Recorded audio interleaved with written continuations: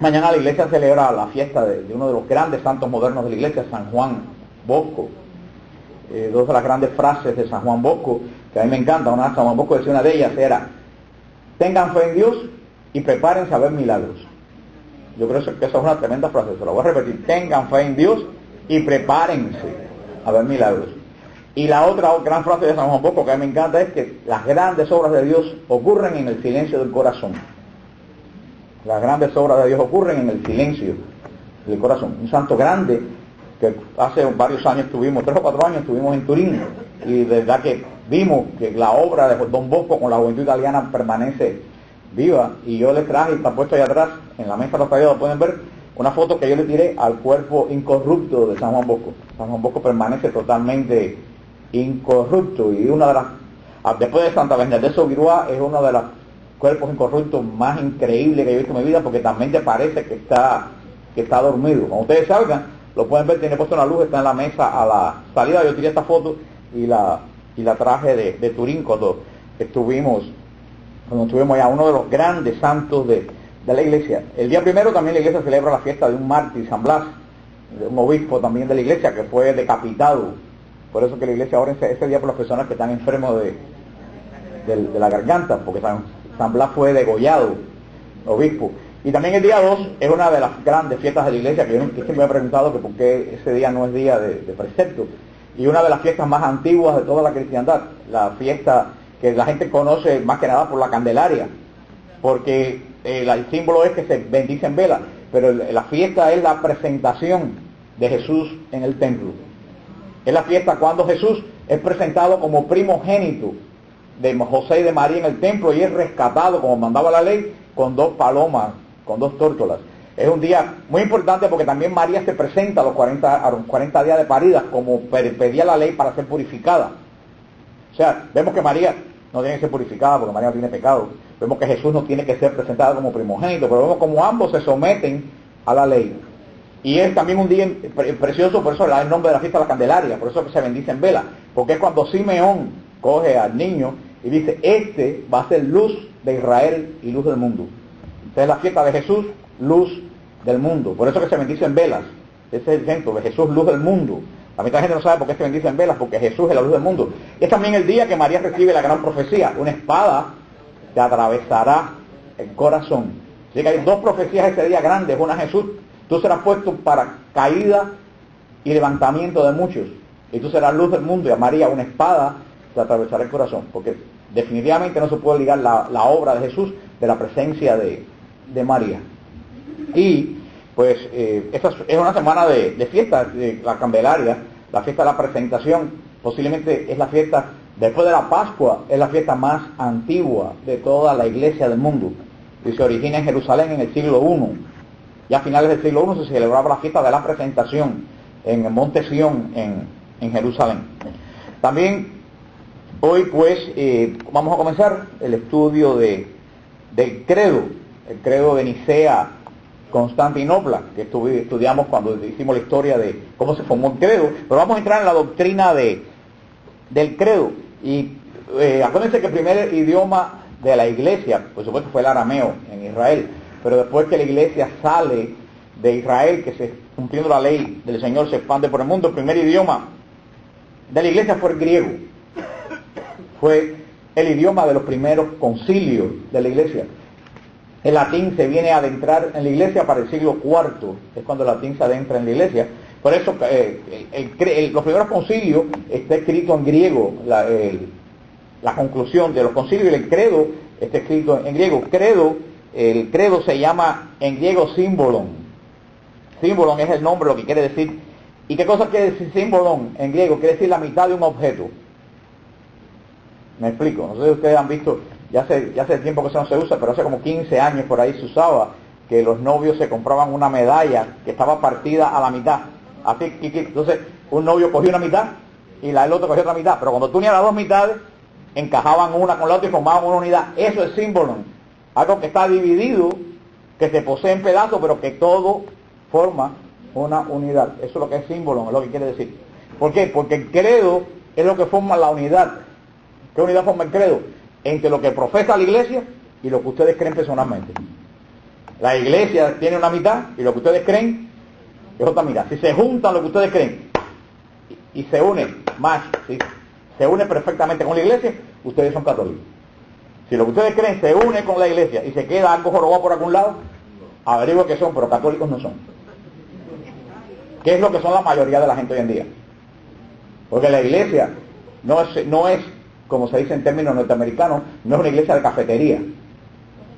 El término que usan los americanos, cafetería church, es una iglesia de cafetería de servicio rápido. Esa gente que tú llegas con una bandeja y vas cogiendo lo que te gusta y a veces coges algo y no te gusta y miras para atrás y lo pones. Hay católicos que son así. Ellos cogen de la iglesia lo que les gusta y lo que no les gusta lo devuelven y lo ponen para atrás. Esa no es la iglesia. La iglesia o la tomas completa, o lo voy a decir en español, o te largas, para que me entiendan. O lo tomas completo o te vas. Aquí no hay término medio. Yo creo que más claro, para los que están viendo esto en video, yo creo que más claro no lo puedo decir. O tomas la doctrina completa, o recoges tus matules y te vas para la iglesia de la esquina. Y te sacarán el kilo y diezmarás como un animal lo que no diezmaste aquí. Pero la iglesia no hay. Yo no escojo lo que yo quiero. La iglesia es una unidad. La tomas o la dejas. Te lo digo porque hoy en día estamos con esta bobería. No, yo creo en esto y aquello no. Pues si tú crees en esto y en aquello no, tú no te ajustas a la verdad de la iglesia. Tú no eres católico. Lo más que puede ser es un pagano bautizado. Punto. Yo creo que hoy en día la iglesia yo creo que uno de los grandes males de la iglesia es que también se creyó que debía ser políticamente correcta. Y por eso andamos como andamos. Y el que decide la verdad. Y esta es la base de la fe de la iglesia. El símbolo de Nicea, Constantinopla. Y ha sido fe de la iglesia por los últimos 1700 años. Ha estado compuesto. Por eso es que se recita en la misa. El credo no se reza. Voy a rezar el credo. No, eso es un error. Tú no rezas el credo no es una oración. El credo es una proclamación de fe. Es como que tú digas, yo voy a recitar la Constitución. Tú puedes recitar la Constitución. ¿Por qué? Porque la Constitución es un poema. Pues tú no puedes rezar el credo porque el credo no es una oración. El credo es una profesión de fe. Nosotros proclamamos la fe de la iglesia con el credo. ¿Y por qué el credo? Hay gente que me dice, no, porque el cura de mi iglesia los días de semana no proclama el credo. Entre semana no hay que proclamar el credo. Entre semana el credo no se proclama. El único día que el credo se proclama es el domingo. ¿Por qué? Porque la Eucaristía diaria es devocional. Tú vas o no vas según tu grado de devoción. La Eucaristía, que es la congregación del pueblo de Dios, es el domingo. Por eso el credo se proclama el domingo, porque es el único día que hay congregación del pueblo de Dios. El pueblo de Dios que se congrega, y por eso que se proclama el credo. Ustedes ven cuándo se proclama el credo. El credo se proclama en la misa, después de la predicación y antes del ofertorio. ¿Por qué? Porque en la iglesia primitiva todo el mundo podía participar de la Eucaristía en la celebración de la palabra. Pero antes de recitar el credo, los que no estaban bautizados o los que estaban en penitencia por sus pecados tenían que abandonar la iglesia. Ningún no bautizado podía proclamar el credo ni estar en el momento del credo. Ahí todo el mundo se levantaba, que no estaba, el diácono llamaba, que todo que estaba bajo penitencia de la iglesia tenía que esperar fuera de la iglesia, y los no bautizados tenían que abandonar la iglesia. Solamente los bautizados proclamaban el credo. ¿Qué es lo que quiere decir? Que la fe de ellos y la de la iglesia estaba unida. Y de ahí comenzaba verdaderamente la Eucaristía, a partir de que todos los que estaban ahí profesaban el credo. Hoy en día se toma mucha ligereza profesar el credo. Pero cuando tú profesas el credo, tú estás diciendo, yo creo en lo mismo que cree la iglesia. Si después tú crees lo que te da la gana, tú eres un mentiroso delante de Dios. Y tendrás que dar cuenta delante de Dios, porque dice el Apocalipsis bien claro que los mentirosos no entran al cielo. Todo el mundo se fija cuando que el Apocalipsis dice que los homosexuales no entran al cielo. Pero junto con los homosexuales hay una lista. Hay una lista que todo el mundo le brinca alegremente por encima. Oye, que yo no soy homosexual, pero mentiroso. Pues tampoco entras al cielo. El Apocalipsis, pasa como en la Biblia, tú no puedes coger una parte y dejar la otra. La tomas completa o la dejas. Vamos a estudiar lo que implica, lo que hay detrás del credo, porque acuérdense que el credo es solamente un resumen esencial de lo que cree la iglesia, porque se entiende que todo lo que el credo explica ustedes lo estudiaron en el catecismo y después como adultos lo siguieron estudiando. Pero como dice Monseñor Román, la educación cristiana de los católicos se queda a la edad de 7 años. Porque te mandan el catecismo, das el catecismo, tomas la comunión, te tiras las fotos y después te crees que te graduaste de cristiano para toda la vida. Entonces te haces ingeniero, te haces arquitecto, te haces cosmonauta, porque fuiste a la universidad, cogiste el curso, fuiste PhD, yo no sé cuánto, y tu fe, ¿dónde se quedó? En 7 años. Y por eso dice, yo no puedo creer en Dios. Claro, ¿cómo tú vas a creer con una mente desarrollada en la universidad con lo que a ti te enseñaron cuando era niño? No es que lo que te enseñaron a ti que era niño era mentira, es que lo que te enseñaron a ti de niño era para niños. Y lo que te enseñaron para niños no puede llenar tus inquietudes de adulto. Tú espiritualmente te quedaste a los 7 años, no creciste. Es como de hecho con las veces, un poco irónicamente, pero es cierto, cuando un niño de 4 o 5 años dicen, a ver, para el pollito, y el niño hace el pollito, y uno dice, ay, qué lindo el niño, tiene 6 meses, pero a los 2 años dice, ah, el pollito, el niño con 2 años es el pollito, tú dices, ay, qué simpático el niño, pero a los 6 años dicen, mi hijito, haz el pollito, y el niño, tú dices, aquí hay un problema. Y si con 20 años el niño es el pollito, ustedes se ríen, pero muchos de ustedes están haciendo el pollito espiritualmente. Muchos de ustedes espiritualmente están haciendo el pollito. Y la gente que me escribe a Madre Angélica está haciendo el pollito espiritual porque hacen preguntas que yo digo, estas preguntas que están haciendo son básicas.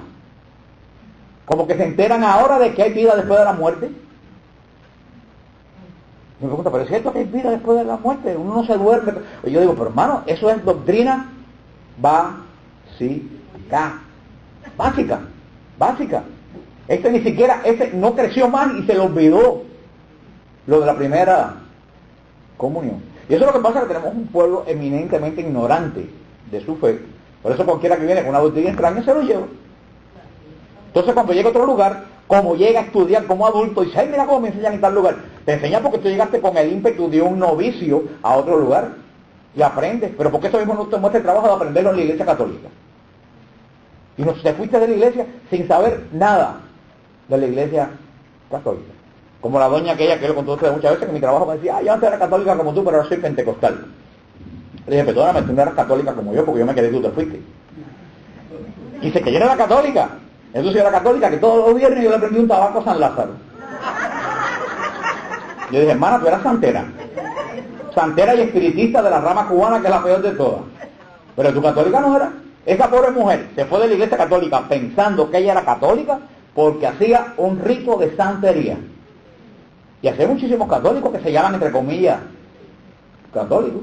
El católico a mi manera, que es una manera absoluta de no ser católico. ¿Usted es o no es? Ustedes no son americanos a su manera, porque terminan deportados por inmigración. Ustedes son norteamericanos de la forma que tienen que serlo. Y así pasa con la iglesia católica. El credo es la base de nuestra fe. Por eso la profesión, la primera profesión de fe la hacen por nosotros nuestros padres en el bautismo. Y nuestros padres nos hacen la primera profesión de fe por nosotros, el sacramento de la fe. Después nosotros la confirmación, hacemos profesión personal de fe, de la fe de la iglesia. Confirmamos las promesas que nuestros padres y padrinos hicieron en el día del bautismo, que nos dieron a enseñar. Y a partir de ahí comienza nuestra fe de adulto cristiano. Y por eso yo creo que todos los católicos, absolutamente todos los católicos, deberían pasar el proceso de catecumenado. Que no es el catecumenado de Kiko Arguello, es el camino neocatecumenal. Catecumenado es la institución donde se educa a los adultos en la fe. Todos los católicos, no solo los que vienen de regreso hasta la confirmación, todo católico debería pasar el catecumenado. Porque en el catecumenado se te explica como adulto qué cosa es la iglesia católica. Y la primera afirmación del credo comienza con una palabra: creemos. Esa es la primera palabra del credo, creemos. Es una palabra que no nos dice nada, dice muchísimo. Primero no está en singular. Yo no digo creo. Nosotros decimos creemos, porque nosotros somos parte de una congregación. En la Iglesia Católica nadie se salva solo. En la Iglesia Católica el que piensa que se salva solo es un Caín cristiano. ¿Por qué es un Caín cristiano? ¿Cuál fue la respuesta de Caín cuando Dios le preguntó, ¿dónde está tu hermano? ¿Qué contestó Caín? ¿Acaso soy yo guardián de mi hermano? En otras palabras, ¿qué me importa mi hermano? Eso es lo que muchas iglesias protestantes le inculcan al creyente. La iglesia protestante crea un creyente egoísta. Porque entonces yo tengo una relación personal con Jesús y que los demás se vayan al diablo. Yo tengo una oración personal con Jesús y los demás que se vayan al diablo. Yo recibo la unción y los milagros ¿de quién? De Jesús y los demás que se vayan al diablo. Todo es yo y yo. Y el yo y yo, detrás de yo y yo está el demonio. Está Caín. ¿Soy yo acaso guardián de mi hermano? Y los católicos muchas veces, y los que somos miembros de la renovación, muchas veces caemos en esta tontería por estar escuchando radio protestante. No hay yo, en la iglesia no hay yo, en la iglesia somos nosotros. Somos nosotros, es una salvación. Yo soy responsable de la fe de todos mis hermanos, quiera o no lo quiera. Somos una comunidad de fe, como yo expliqué el otro día. Cuando Cristo no podía haber bajado del cielo solo. No podía haber bajado del cielo solo como Yahvé en el monte Sinaí con Moisés. Cristo no podía haber bajado en el Tabor y haber salido caminando para Jerusalén y hacer la redención. Claro que lo podía haber hecho, eres Dios. Sin embargo, ¿qué fue lo que buscó primero para entrar en el mundo? La cooperación de una mujer, de María. Y después la ayuda de un hombre, José. Se quiso encarnar en la familia humana. No quiso hacer eso yo solo. Cuando comenzó la obra de redención, después del bautismo, que donde fue ungido Mesías, instaurado Mesías en el río Jordán, cuando sale Jesús de ahí, ¿no podía haber comenzado la predicación él solo? Pues claro que sí. ¿Qué fue lo primero que hizo? Buscar 12 personas. ¿Por qué? Porque Jesús nos quiere decir, nadie es responsable de sí mismo. Todos somos responsables de todo. Como gente que dice, no hace falta la iglesia. Entonces, si no hace falta la iglesia, ¿para qué Jesús se buscó 2 ayudantes?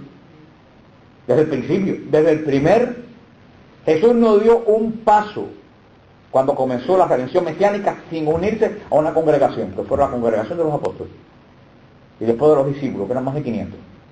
Congregación, creemos. Nuestra fe no es una fe. Por supuesto que tú tienes que tener convicciones personales, porque si tú no tienes convicciones personales, tú no tienes convicción de grupo. Pero tú no puedes hacer énfasis que yo solamente tengo convicción personal. Eso no es llamado. A mí, yo estoy escribiendo un tema para Siloé que se llama la falsa adoración, que es cómo entretienen a muchos clientes en otras iglesias. Hay una cosa increíble, tú ves la televisión, una congregación protestante de 90,000 personas, y todo el mundo está orando él directamente con Dios, sin saber qué es a lo que están al lado de él, qué hablan, ni qué dicen, ni qué piden. ¿Qué no están fijando en eso? Que son 90,000 personas cada cual orando, yo sin importar lo que estarán orando, que está al lado. Hermano, ¿ustedes creen que ahí hay congregación? No, hay gente que grita solo a ver quién lo oye más. Eso no es congregación, eso no es iglesia, eso no es adoración. Sin embargo, mucha gente piensa que esa es una verdadera adoración. Cuando yo veo a toda esa gente, cada uno orando, no estoy hablando de lo que es un grupo de oración, estoy hablando de lo que se supone que es la adoración dominical de la iglesia, que es otra cosa totalmente diferente. Veo gente que creen que están adorando a la iglesia como congregación, pero sin embargo están supuestamente él y Dios con una línea totalmente directa, desconectado totalmente hasta del pastor. ¿Ya ve quién grita más? Como el cuento del hombre que estaba orando, Señor, quiero $1,000,000. Señor, quiero $1,000,000. Y al lado había un señor, otro orando que decía, ay Señor, dame $10. El Señor, y el otro gritaba más duro, Señor, yo quiero $1,000,000. Y el otro, Señor, dame $10. Y el hombre de los $10 cogió, de los $1,000,000 cogió, sacó, le dijo, mira, coge los $10 y vete. Y cuando el otro se va, dice, qué bobo, pensaba que tú le ibas a dar $10. ¿Ustedes entendieron la esencia del asunto? Pues claro que se lo dio. Se lo dio a través de él. Pero es el egoísmo. Yo estoy pidiendo, y no me importa el otro. La iglesia no decimos creo, Hubo un tiempo que la iglesia se metió la moda de decir, creo en Dios Padre. No, tú lo puedes decir tú solo. Cuando tú estás en tu casa orando, cuando tú haces profesión de fe delante del demonio, porque el credo es una poderosa arma para combatir al demonio. Pero cuando estamos en la congregación no decimos creo. Yo no creo, nosotros creemos. Cuando uno tiene la palabra creer, mucha gente confunde creer con fe. Fe y creer son dos cosas totalmente diferentes. Hay dos tipos de fe. Está la fe que salva. ¿Qué cosa es la fe que salva? La fe que salva es la respuesta del hombre a la gracia. Esa es la fe que salva. ¿Qué cosa es la gracia? La gracia es la amistad incondicional de Dios hacia mí que recibo en el bautismo, la filiación de que yo soy hijo de Dios y por lo tanto al ser hijo de Dios yo comparto en cierta forma esa divinidad de Dios porque soy imagen de Él y estoy reconciliado con Él a través de Cristo. Esa es la gracia, esa comunión que se establece en el bautismo entre Dios y yo a través de Cristo. Esa es la gracia, que técnicamente se dice gracia es la amistad inmerecida de Dios. Y lo digo al revés, digo gracia es la amistad merecida por Jesucristo. Inmerecida por mí, pero merecida por la cruz de Jesucristo. O sea, el inicio de todo, la gracia. Si la gracia no viene a mí, yo soy un desgraciado. Y esta palabra desgraciado que decimos continuamente dice mucho. Cuando dice fulano es un desgraciado, quiere decir que fulano no tiene la amistad de Dios. Y una persona sin la amistad de Dios es un animal. Porque reacciona como los animales, por instinto. Entonces cuando yo recibo la gracia de Dios, y todos recibimos la misma cantidad de gracia de Dios. Dios no le da más gracias a uno que a otro, porque Dios es un Padre justo. Cuando yo recibo esa gracia de Dios, el hombre que recibe la gracia de Dios responde a Dios ¿en qué? En fe. La fe es la respuesta del hombre ¿a qué? A la gracia que Dios pone en mí. Ahora, ¿de qué depende mi respuesta a Dios en fe? Depende de muchas cosas. Depende de qué estoy hecho yo. De qué tipo de material humano soy yo. Porque verdaderamente por un misterio que no sabemos. Hay gente que son buenas y hay gente que nacen malas. Es un misterio de Dios.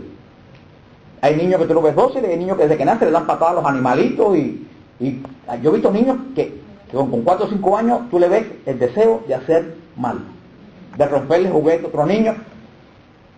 Es un misterio. Es un misterio porque personas que tienen su naturaleza humana dañada de esa forma. Dios nos da a todo el mundo la gracia. Ahora depende de mi naturaleza humana, de la educación que recibo, de la misma vida, la respuesta que yo le doy a Dios. Ahora, la respuesta que yo le doy a Dios de la gracia que me da a mí es la fe. Esa es la fe que salva. Y para que ustedes me entiendan, Dios pone su confianza en mí y yo pongo mi confianza en Él. Ahí está la salvación. ¿Ustedes entienden eso? Ahora fíjense una cosa, los protestantes dicen, la fe las obras no salvan. Las obras no salvan. Lo que pasa es que ellos no saben que filosóficamente, ellos piensan que obra es, qué sé yo, darle algo que hago con las manos. Eso no es obra. Filosóficamente, obra dice que es todo movimiento de la voluntad humana. Oigan bien, obra es todo movimiento de la voluntad humana. Todo lo que sale de mí, que yo quiero hacer, hermano, eso es obra. Hay obras espirituales, hay obras físicas. Ahora, desde el momento que yo recibo la gracia y yo respondo la gracia, ¿qué cosa es la fe? Una obra del Espíritu. ¿Usted entiende eso que estoy explicando? La fe es una obra del Espíritu. Mi respuesta, porque yo soy libre de responder o de no responder. A la vez que yo respondo, esa es una acción de mi voluntad. Eso es una obra. Pero esa es la salvación que Dios pone su confianza en mí y yo pongo mi confianza en Dios. Por eso que Pablo dice que la fe es la seguridad de lo que aún no vemos, pero que esperamos. Dice Pablo. Mi seguridad. ¿De qué cosa es la salvación? Yo veo la salvación, no la veo, pero la espera. Estoy seguro de esa salvación, esa es la fe. Y camino en esa. Esa es la fe que salva. Pero también llamamos fe al conjunto, al cuerpo doctrinal, al conjunto de lo que cree la iglesia. Y podemos decir exactamente lo mismo. La iglesia tiene un cuerpo de doctrina que nos presenta y al cual yo lo acepto o lo rechazo. Por eso la iglesia nos presenta la fe de la iglesia también. Ya no es la fe que salva, es la fe de la iglesia. Es en que la iglesia ha puesto su confianza. La iglesia ha puesto su confianza en una serie de hechos y de doctrinas que han sido revelados por el Espíritu Santo. Jesús no habló de doctrina, lo hemos dicho 40 veces, Jesús no habló de doctrina. La única gran doctrina de Jesús revelada en los evangelios es que Dios es Padre y que Dios es amor. Punto. Esa es toda la doctrina de Jesús. Pueden buscar todos los evangelios, aquí no hay doctrina. Jesús no se ocupó de explicar la naturaleza de Dios y las personas de la Trinidad, de la naturaleza angélica. Jesús vino a darnos un concepto nuevo de Dios. Para Israel, Dios era el rey, Dios era el que juzga, Dios era el juez. Cristo me viene a decir, el Dios que yo revelo tiene corazón de ¿qué? De Padre. De Padre. Es un Dios que ama. Es un Dios que se aplacó la ira de Dios y Dios vuelve a reconocerme a mí como hijo y como hijo me trata. Eso es el Evangelio, esa es la doctrina del Evangelio. Jesús no tiene más doctrina teológica, pero Jesús en la última cena, está en el Evangelio de San Juan, el discurso de la última cena de Jesús, Jesús le dice a los apóstoles, tengo otras muchas cosas que decírselos, pero si se la digo ahora ustedes no lo van a entender. Cuando venga el Consolador, ese le va a adentrar, le va a revelar la doctrina total. O sea que Jesús dijo, yo no voy a revelarle más nada, porque por mucho que yo le revele ahora, ustedes no lo van a entender. Hermanos, y los cristianos siguen sin entender la doctrina mientras no reciban el Espíritu Santo. Ustedes no han tratado de hablar, hasta con un católico de misa todos los domingos, que no ha recibido el Espíritu Santo, trata de hablar, no te entiende. Y no pobre que sea bruto, es que no te puede entender, porque no ha recibido el Espíritu Santo. Muchos católicos, inclusive sacerdotes y lo que sea, tratan de entender a Dios con la mente humana. Y empiezan a dar explicaciones humanas de Dios y comienzan las herejías. Porque tú no puedes penetrar el misterio de Dios con la mente humana. Tú tienes que penetrar el misterio de Dios a través de la fe en Jesucristo. Esta fe de Jesucristo viene a través del Espíritu Santo. Por eso, el que no recibe el Espíritu Santo, y no hablar de la gente del mundo, por supuesto que no pueden entender absolutamente nada. Porque no recibieron el Espíritu Santo en el bautismo, pero no están conscientes de ese Espíritu Santo que habita y mora en ti. Porque el Espíritu Santo tú lo recibes, pero tú tienes que animarlo, tú tienes que vivificarlo dentro de ti, porque si tú no le das cabida a ese Espíritu de Dios no obra. Por eso, Jesús dice, el Espíritu Santo los va a adentrar a la revelación total. ¿Cuándo baja el Espíritu Santo? Si no saben eso, están más allá del pollito. Están en Pamper. El Espíritu Santo baja el día de Pentecostés. Y fíjense, ¿cuál es la primera acción del Espíritu Santo? ¿Cuál es la primera acción del Espíritu Santo? ¿Cuál es la primera que hace el Espíritu Santo en la iglesia? Hace a Pedro predicar el primer sermón de la iglesia. Esa es la primera consecuencia del Espíritu Santo. El Espíritu Santo desciende y Pedro explica la salvación de una forma como nadie la había explicado. Pero ahora que se explica. ¿Por qué? Porque el Espíritu Santo viene aquí a revelar lo que Jesús no les dijo, porque ellos no lo iban a entender. El Espíritu Santo es el gran educador, es el gran enseñador. Por eso el Espíritu Santo baja y no se quedaron todos con una pandereta en el aposento alto. Salieron a predicar. Y Pedro es el que predica y da el primer gran sermón de la iglesia, y de ese sermón de Pedro nace la iglesia. O sea, la iglesia nace de la predicación de Pedro, el día de Pentecostés. Porque el origen de la iglesia, la función de la iglesia y la esencia de la iglesia es predicar. Y lo dijo Pablo VI, iglesia que no predica es una iglesia que está muerta. Y como ustedes fueron confirmados el día de su confirmación, el obispo les dio el poder del Espíritu Santo, le dijo, vayan a predicar el Evangelio. Porque la misión de cada confirmado es predicar el Evangelio de Jesucristo a los demás. Todos confirmados. Si todos están aquí están confirmados, todos tienen la obligación. No es que si yo puedo, no, tu obligación es predicar el Evangelio de Jesucristo. La buena nueva. Yo siempre digo a la gente que una cosa es enseñar, que es lo que yo hago aquí, y una cosa es predicar la buena nueva. Son dos cosas diferentes. Yo no espero que todos ustedes enseñen lo que estoy enseñando yo aquí, porque eso es otro don del Espíritu Santo, de enseñar. Ahora todos ustedes están capacitados para predicar, ¿qué cosa? La buena noticia. ¿Y cuál es el resumen de la buena noticia? que más grande que tu problema es el poder de Dios. Ahí se resume la buena nueva. Con que prediquen ustedes eso, ya ustedes cumplieron con su obligación de confirmado. ¿Cuál es el resumen de la buena noticia? Más grande que tu problema es el poder de Dios. Hoy en día la gente necesita saber que el Dios que yo adoro no es un Dios que está ahí arriba, es un Dios que tiene todo poder. Yo digo que esta es la evangelización del siglo XXI. La evangelización del siglo XXI no es decir a los hombres que crean en Dios, el que más y el que menos creen en Dios. Hasta el ateo cree en Dios. Cuando dice un ateo, yo no creo en Dios, digo, tú eres una prueba de que Dios existe, porque nadie deja de creer en lo que no existe. Solamente desechamos algo cuando sabemos que está ahí y yo no lo quiero conocer. Pero algo que nadie conoce no se desecha. Como decía el otro día, muchachos me quiero llamar angelical. ¿Cuál es la prueba de la existencia de Dios? Y la pregunta que me estás haciendo. Si Dios no existiera en el siglo XXI, desde una computadora, tú no estuvieras una noche haciendo esa pregunta a mí. Esa es, pero que Dios existe, un Dios, otro Dios, que más y que menos lo sabe. Los católicos todos saben que Jesucristo murió en la cruz. Eso no hay que predicarlo. Solo hay que predicar que ese Dios que cree la iglesia tiene poder. Porque lo que muchos católicos no saben es que ese Dios que predica la iglesia es un Dios todopoderoso. Eso es un capítulo del credo. Que decimos, creo en Dios Padre, lo primero que decimos, todopoderoso.